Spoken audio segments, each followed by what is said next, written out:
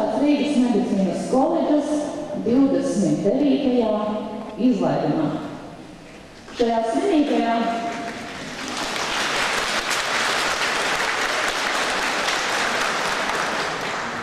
svinīgā mirklī, protams, vārds tiek dots Latvijas Universitātes Rīgas medicīnas koledžas direktorei Astrai Bukulītei.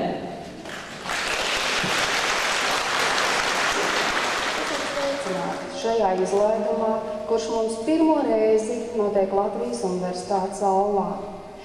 Un es skatos uz jums, un man ir prieks, man ir lepnums, un man ir īstenībā skumjas. Jo faktiski jums noteikti tie 3 gadi ir viens etaps dzīvē. Mums katrs jūsu gads un katrs izlaidums ir cilvēki, kas ir izgājuši caur kolektīvu un atstājuši daļu no sevis jūsos, un savukārt daļu no jums ir atstājusi pēdas mūsos. Un tad ir nedaudz skumji, protams, bet lai tas neaizēno mūsu prieku par to, ka jūs šobrīd saņemat pirmo augstākās izglītības diplomu. Es lielā mērā domāju, ka tas nebūs pēdējais, bet ticiet man, ka faktiski tas, ko jūs esat ieguvuši koledžā, ir tas, kas vislielākajā mērā ietekmēs jūsu dzīvi, uz kuru jūs visvairāk varēsiet būvēt visu pārējo. Ticiet man, ka tā tas ir. Ir pāris lietas, ko es vēlētos jums faktiski atzīmēt, cerot, ka tās ir tādas jautājumi, kurus jūs esat jutuši, saņemot un iegūstot mūsu koledžā, bet es ļoti ceru, ka tās ir tādas atziņas, kas varbūt jūs vadīs arī turpmākos gadus un turpmāko darbu, jo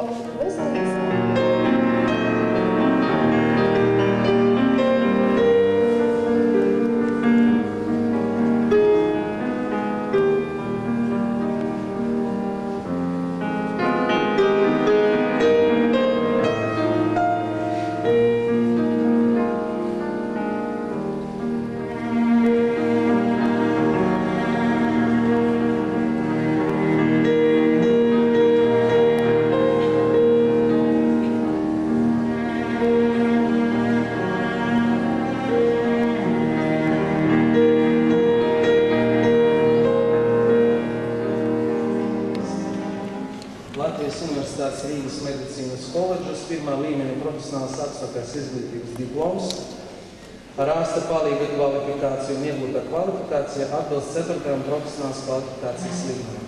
Diplomu saņem ārsta palīgs Andrejs Blokets.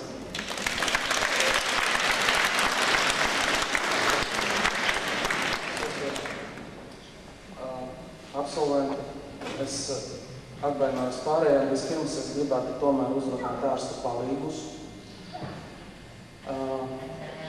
jo tie cilvēki, kas šodien saņēma diplomus, es patiešām domāju, ka viņi ir spējīgi patstāvīgi strādāt un glābt dzīvības.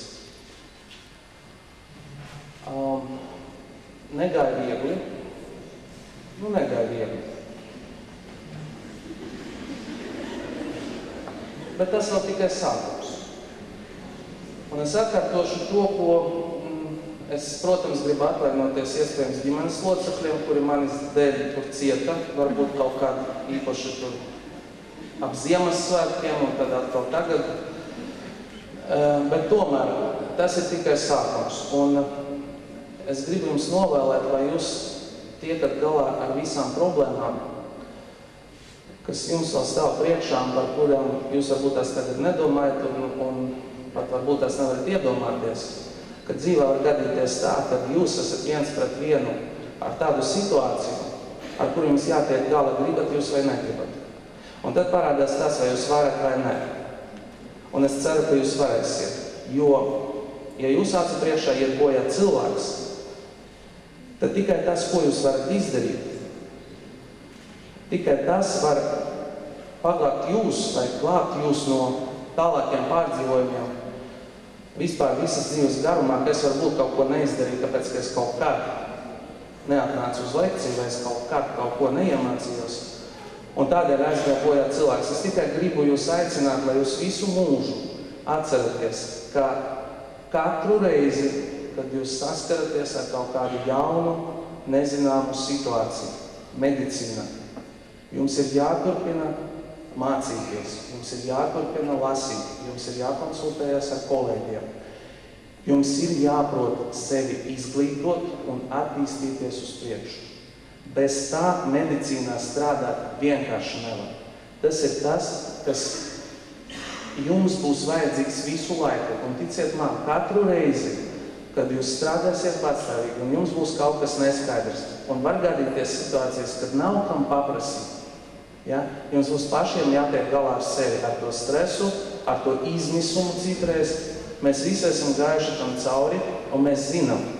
Un tāpēc jums mēs mākslīgi radījām, es konkrēti, stresu studiju laikā, lai jūs esat gatavi tam, ka nebūs tāds višņakovs, kas jūs tur streso, bet būs situācija dzīvē, ar kuru jums jātiek galā. Jūs saprotiet, ko es runāju? Es ceru, ka mēs kopā strādāsim uz priekšu. Es ļoti ceru, ka visi jūs paliksiet strādāt medicīnā. Es ļoti ceru, ka tie, kas jūt aicinājumu, turpinās studijas tālāk un varbūt izmācīsies par ārstiem. Un es ļoti gribu jūs aicināt palikt strādāt Latvijā. Jo mums vajag, lai kādreiz arī katram no mums ir pie kā griezties, ja tāda vajadzība būs. Un viņa kaut katram rodās tā vajadzība. Ja? Tāpēc es ļoti gribu jūs aicināt pirmkārt turpināt izglītību, otrkārt kvalitatīvi strādāt un treškārt palikt mājās, kur jūs esat visvairāk vajadzīgi. Un tagad es gribu uzrunāt arī māsas, jo bez māsām mēs nevaram vispār pastāvēt. Jūs saprotiet, ir tā, ka uz vienu ārstu vajadzīgas 4 vai 5 māsas. Ir kur ārstniecības iestrādā. Un māsas ir tās, kas veido auru. Jebkurā ārstniecības iestrādā māsa ir tā, kas ar savu izskatu, ar savu uzvedību, ar savu attieksmi, ar savu inteliģenci veido auru. Ārsts atnāk un aiziet. Ārsts izdara savu darbu, labi, varbūt ne īpaši labi. Māsa ir tā, kas strādā ar pacientu dienā, naktī, un tā kā Šilīnas kundze teica, ka tas, ko māsa dara, tas ir daudz svarīgāk priekš pacientu, jo pacients tikai tad jūtās droši, ka viņš zina, ka māsa viņu atbalsta, ka veidojas tas kontakts. Tāpēc es ļoti jums novēlu, lai jūs nebraucat uz ārzemēm. Tāpēc, ka dzimtajā zemē jūs esat ļoti vajadzīgs. Un varbūt, es teiktu tā, ka varbūt ir vērts aizbraukt. Bet vienmēr atceraties par to, ka šeit jums ir mājas, šeit jums ir ģimenes varbūt, šeit jums ir izsniegts diploms, un šeit mēs jūs gaidām atpakaļ, un es kā ārsts gribu pateikt vienu. No māsas ir atkarīgs.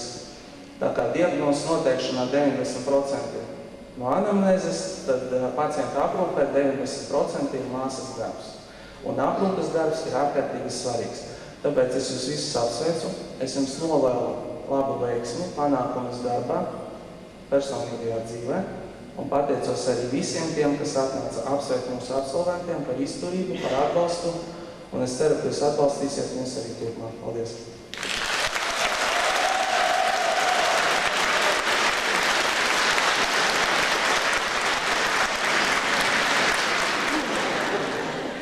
Un tagad es kā ārstu palīgu pārstāvis no visiem ārstu palīgiem vēlos pateikt milzīgu paldies jums pasniedzēt. Milzīgs paldies!